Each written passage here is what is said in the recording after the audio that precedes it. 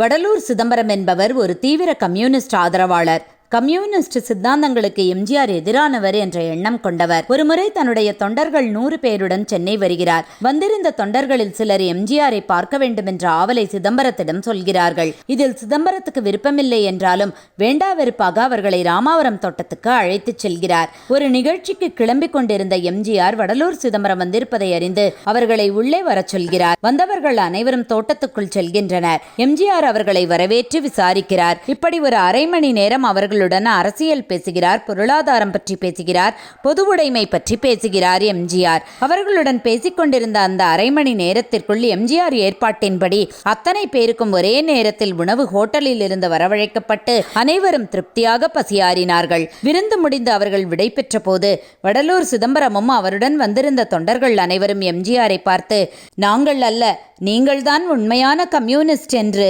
மனதார சொல்லி பாராட்டினார்கள். பொது உடைமையை கம்யூனிஸ்டுகளை விட தன் வாழ்வில் அதிகம் செயல்படுத்தியவர் மக்கள் திலகம் எம்ஜிஆர் தான்.